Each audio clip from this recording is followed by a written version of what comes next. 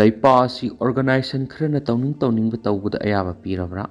Federation of Haumina Saumbung Manipur ki indigenous pillar ma yungliba sida state asigi government indigenous ni haina gazette notification thokuna lakthraba mitei pangalbo hapsin gadabani natragana pillar lakthrokadabani haina anjuman islaha I mauksragi publicity secretary maula ayazuddin fundre mayumna haidi haribo wafamasi ampaya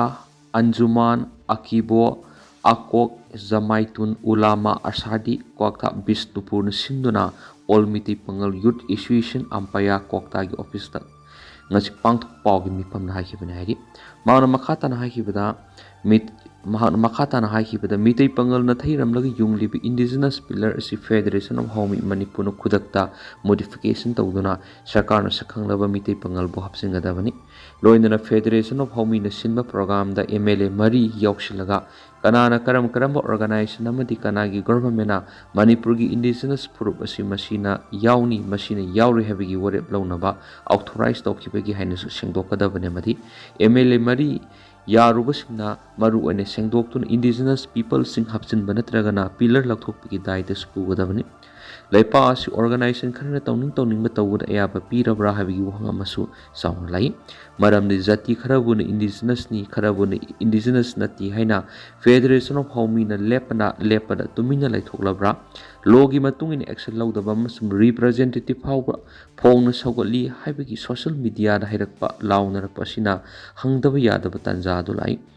tokhai tabu yaroidaba awabadasu nungaibadasu saruk yaminaduna sahi lisang sitna lakraba maitei amadi maitei pangal ani gi marak lanai interest khara de yumpham oiraga tokhai tana basiliba Federation of Haumi gi mathak logi matungina lokhat piya action launaba kwakta CSO singna lokhatlakani masida laipa ki law and order da asok palakpa taragadi Federation of Haumi na daita pugadabana hainasu phongdokhi iramdam asi maromdom lepsaba ngamba lamdam ama oinaba miyam puna hotnaminasi esada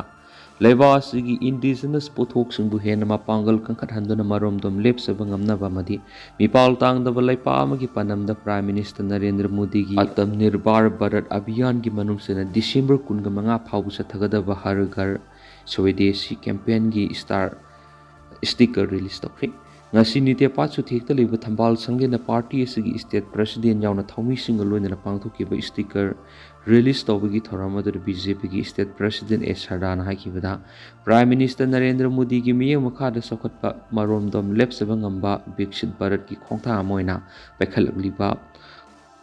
Atmanirbhar Bharat Abhiyan ki manungsana party asigi lusingba Pandit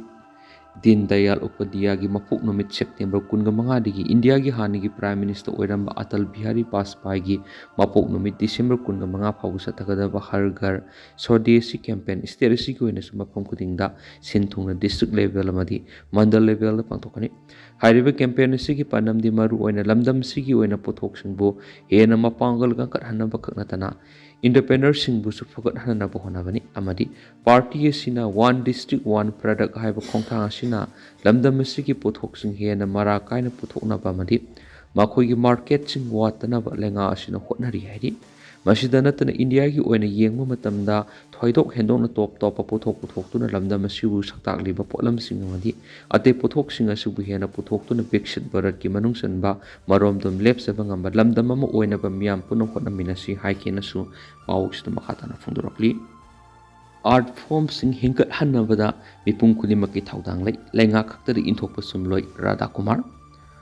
Manipur State Sumang Lila Council na sinduna nominini sumna sathagadaba taraga tarirak suba narrative art festival ngasidagi Palace compound da leibi iboyama Sumang Lila sanglien haukri mangsilaglaba lamdam asigi art form sing hingkat hanabada mipum khudimaki thaudang lei lengak takata inthokpa sumloi haina art and culture gi commissioner oirama retired IAS ke Radha Kumar na phongdokri thoramadura Radha Kumar na makhataraduna picture lamdam asi art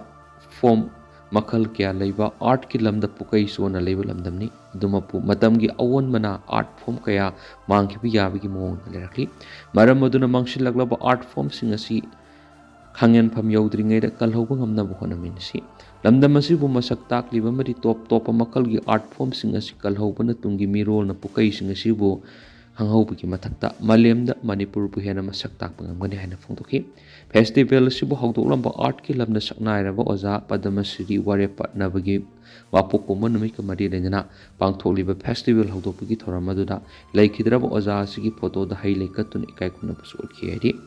ngasi festival si hawdokbugi numit lairik thiba wadi liba madi khubang isai ne singbu art form makal singki loinana hayang festival sigi aroiba numita maitai wadi liba pena phamsa khulang isai angang singi isai exhibition amadi khongjom parbu utkani hari sakot thorang torakpada politics oina puthokpigano joy kisan sakot thorang ki thabak torakpa matamna politics tawduna negative oiba mongna puthokpigano haina thamaiban AC ki MLA ke joy kisan appeal torakli haribu wapam si MLA asina thamaiban AC ki manungda lariba lambi singing sinbagi khongsatta phongdokhibani pangna makhatara duna imphal da pekhaliba sewage project asi thamaiban ihan hana pilot project oina pekhatkibani masina maram oiraga thamaiban gi lambi sing asi amuk tokhai amuk semjin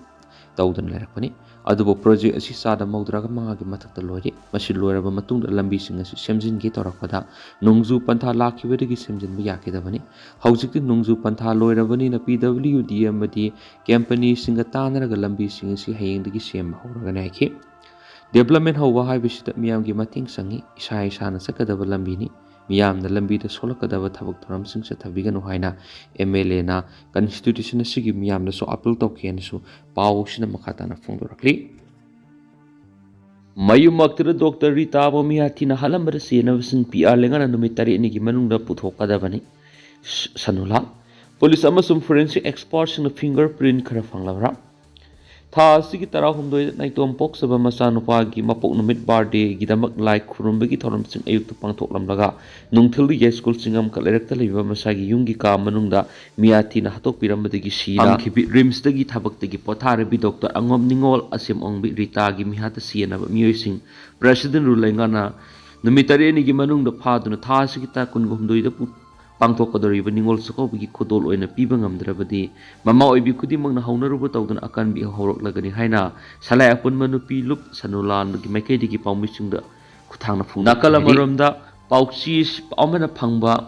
thawdo asigi matangna thajaba yaba mafamdagi phangwa paw mana haibada ngarang phawbada police na satharaklibi investigation gi manungsana thawdo asida sienaba miyoisingi oigani thajaba fingerprint khara recover to bangamla hari fingerprint sing asigi matungina Dr. Rita bohat prasinaba yawa miyoy sing atubu matamda masakhang to pangamlagan hani spaw sna makhatari kaplam madagi sokle North East Delhi gi Karawar Nagar area da ngarang nongmaina kaplam madagi sei kuntra suraba miyoy ma sokle hana police na phongdokre police officer lamana phongdokpigi matungina thawdo to ngarang ayupung nipan makhairam tabada thokhibena hani spali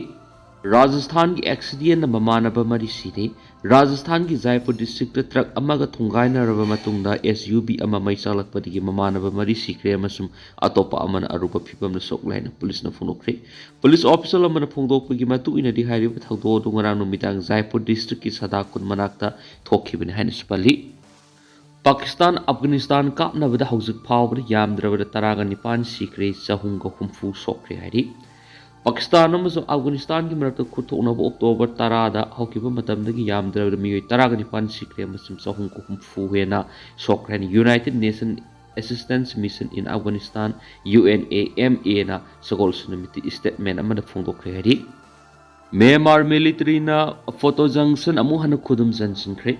Myanmar gi Mandalega Northern Sun State amasum Kachin State ka samnahalibi yamna maroiba mafam amu oiriba photo junction amu hana Myanmar military na loksan mangkre Myanmar lenga ki mekta lan horiba tang National Liberation Army TNLA ga nimit kya ni romsum na kuthoknaraba matung yamna maru oiriba junction adu Myanmar hunta lanmin amu hana loksan mangamkibani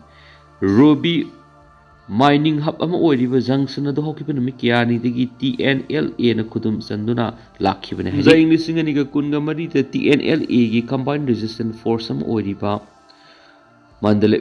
PDF amasum local defense force na photo junction amasum akoibada lariba lambi sing khudum sansinduna lakhibane nisu paus ta pali khudum sansing graba sing marak nakoda leiba honta battalion base sing di khudum sansin mangam khiri hari